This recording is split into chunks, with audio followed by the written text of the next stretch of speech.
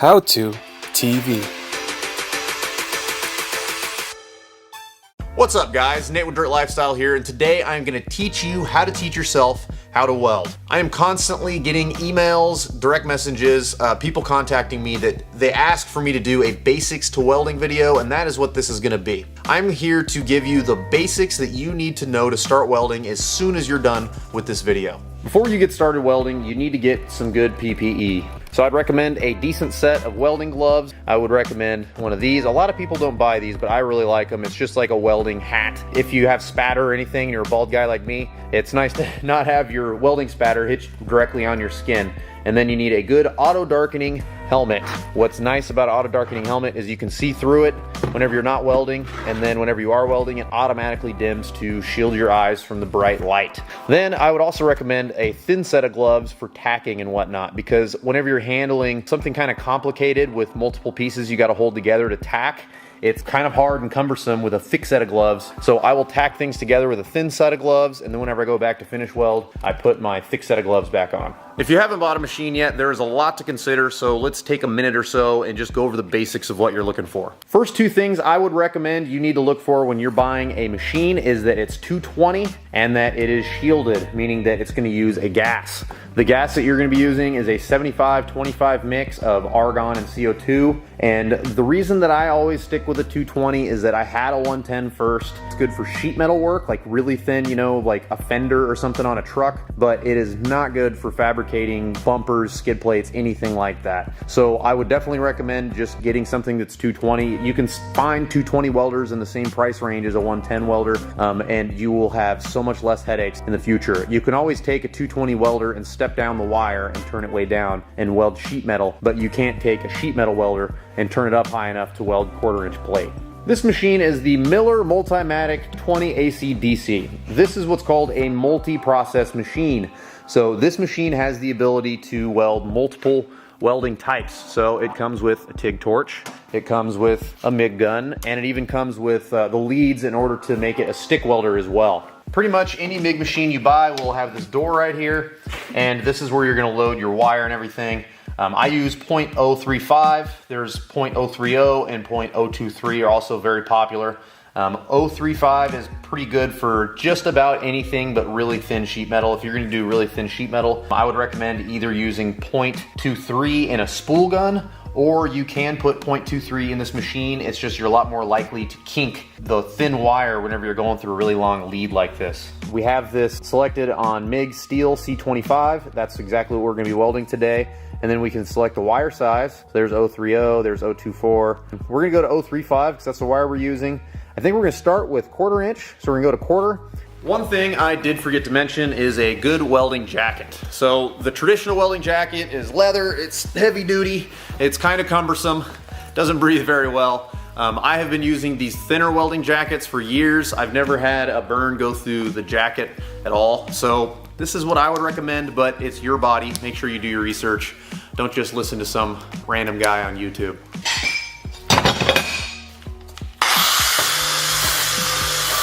You need a couple basic tools. This is a angle grinder with a flap wheel. The flap wheel is nice because it doesn't dig down too deep, and you can just kind of put a polish on all your edges and everything that you're gonna weld. The cleaner your weld, the better quality the weld is gonna be. Now you can stick plenty of dirty stuff together. People weld on dirty stuff all the time, but since you're gonna be practicing, I would recommend cleaning the surfaces of everything you're gonna be welding first. The other tools that I would recommend are some of these little 90-degree magnets. These are really handy for a number of different instances, and you can get these on Amazon. I will put a link to some different magnets and stuff on Amazon that I think are pretty good. Also, get yourself a set of welding pliers. These are pretty slick.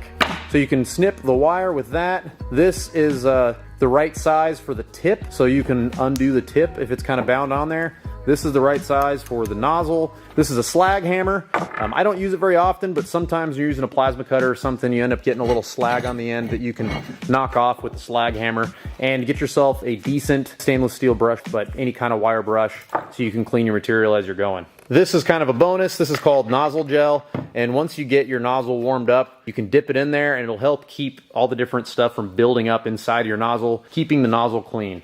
Everything you weld, you need to ground in order for the machine to complete an arc. That arc is what's gonna actually cause the steel or aluminum or whatever you're welding to heat up and then melt into a pool. And whenever that pool cools down, that creates your weld. Whenever I'm welding small stuff like this, I like to weld on a vise. It's nice to be able to anchor something down as you're welding. Get some scrap steel. Since you haven't welded a lot yet, I assume you don't have a lot of scrap steel. Most steel yards will have a remnants area and they'll sell it to you by the pound. It's a lot cheaper to buy that way. Just go get a bunch of 1/4 inch, a bunch of 3/16, maybe some 8, but mostly stuff that's thicker while you're learning how to do all this. 1/4 inch and 3/8 I think are both great to start with because they're really forgiving. It's a lot harder to warp them as you're welding. Once you get 1/8 inch or smaller, it's way easier to warp the material and it can get kind of frustrating. The first thing we're gonna do to get a feel for our welder is we are just gonna weld straight lines all the way down a flat piece of steel. This is the easiest way to learn how the welder feels and works and whatnot. If you've never touched a welder, if you've never been around a welder, there's a chart that's on the inside of your door if you don't have a nice welder like this where you can just set your material thickness.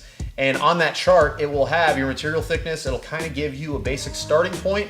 So right now, set it up to that starting point, and if you have 1/4 inch material, set it to 1/4, set it to your wire size, and then you kind of have a spot to start from. So we're gonna start, we're not gonna do any circles, we're not gonna do any weave patterns, we're not gonna do anything fancy. We're literally just going to start at one point, and we're gonna do a really hot weld all the way across. Every time before I start welding, I trim the last little bit off because it's contaminated. And sometimes it's hard to start a new weld because there's like dirt and stuff that'll be stuck in there. So we just trim that off, and now we got a fresh piece of wire to start with. This is what it's gonna look like. Basically just a couple of fat slugs. They're not pretty, but this is what you're looking for. You know, right now we're just basically stacking material on material.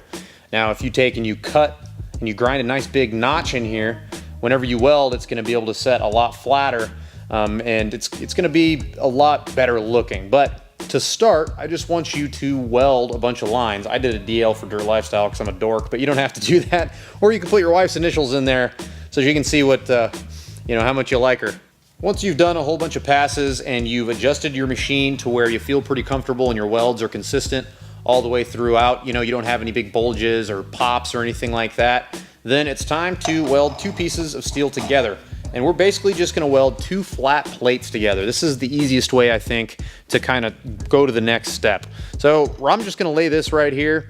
We're gonna do what's called a tack, and that's where you're gonna just put a little fast weld right here. I'm gonna put one on the back side, because as we're welding, if we just start welding this, it's actually gonna pull the plate up, and it's gonna, you know, that's what happens. This when steel gets really hot, it starts to pull in weird places as it cools down and shrinks. And so this plate could look like that if we don't tack it down first. So once I put a couple of meaty tacks on here, it's gonna make it to where as I go through and I put a really hot pass on one side, the tacks should keep it from bowing up on us.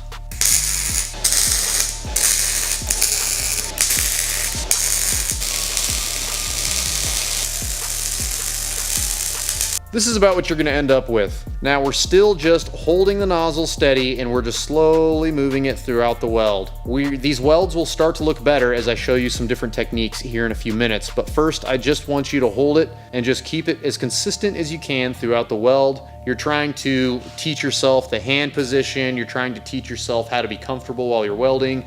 You're trying to teach yourself what the machine should sound like. That's the goal of doing these plates on plates type of thing. So you can just keep stacking plates until you feel comfortable with it. And then the next thing we're gonna do is we're gonna weld like a 90-degree. So we're gonna stick a piece like this to another piece of material. This is where your magnets are gonna come in handy. I have basically a gusset holding that up, and then we have a magnet here and a magnet on the back side. This is gonna give us a bunch of different angles and challenges to weld, and this setup is what I actually recommend you practice on the most. So once you've kind of got a good feel for your welder and you've stacked a bunch of plates together, now you need to weld from different positions, and this is where you're gonna actually increase your welding skills the most, is by trying to weld this in different positions. You know, this one isn't too bad because gravity is just kind of holding it down. This one, you know, the weld can get away from you as you're welding down. I would try welding it down. That's usually what I like to do, but also try welding it up. Sometimes you're gonna be welding on a vehicle or welding on some sort of structure where you're not gonna have the easiest reach. And so welding in different positions like these on a really small controlled scale is gonna help you build up those different skills and stuff in order to make it to where when you're in the field and you're doing something, you're gonna kind of be familiar with welding from different positions and be comfortable with being uncomfortable. The magnets will not resist this thing trying to bend. So the magnets are just there so we can basically put some tacks on here. I like to put a tack on a spot like right here because whenever it shrinks, it should have kind of a hard time pulling this up. You know, if you put a tack right here, it could pull it away from the magnet. So I start by, I'll put a tack right there, I'll put a tack right here, and then I'll maybe put one here and there. Just a couple light ones at first, and then put 2 or 3 really fat tacks on there, and then it should hold in place. We can pull the magnets and we can do our welds.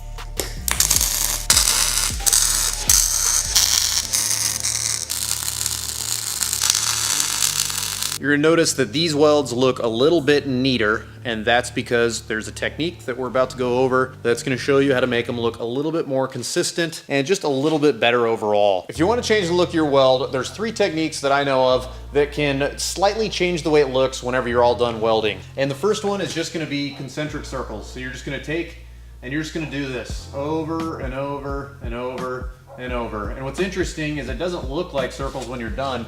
It kind of looks more like a V or something like that. The other technique is to do C's. So you're just gonna move C, C, C, C, C, C, all the way down. And this does make your weld look slightly different. I will use either one of these techniques just depending on what I'm doing. Whenever I'm filling, I for some reason prefer to use the C method. So if there's like a really fat gap, I'll put some really big tacks on it to just kind of try to build things up so it doesn't fall through. And then I'll just do C's over and over and over. And you're just trying to drag that puddle and move it around. One thing that's nice about this method is, you know, if you get things too hot, they'll fall through. But if you keep moving the whole time, it's a lot easier to pull a really hot pool over a hole without falling through. The other technique, and I don't use this one very much, but I have seen a lot of people do it. You go forward, come back, go forward, come back, go forward, come back, go forward, come back. And the reason that these methods make it look better than if you're just trying to go steady is actually going steady and keeping your weld consistent is extremely, extremely difficult. And you can very clearly see anywhere that you went a little too slow or a little too fast or you wiggled a little bit. But if you move that pool and you make it to where you have a nice fat puddle that you're dragging along, it kind of covers up those little imperfections in your weld and gives it a better look overall. Now we're gonna have a little bit of fun. I have a odd chunk of scrap that I pulled out of my scrap pile. I decided to put a couple creases in it, put a couple dimples in it with some dimple dies. And so I'm gonna use the 3 techniques that we had up on that whiteboard, and we're just gonna see how they look at the end of this thing. I'm gonna make a little dirt lifestyle trophy.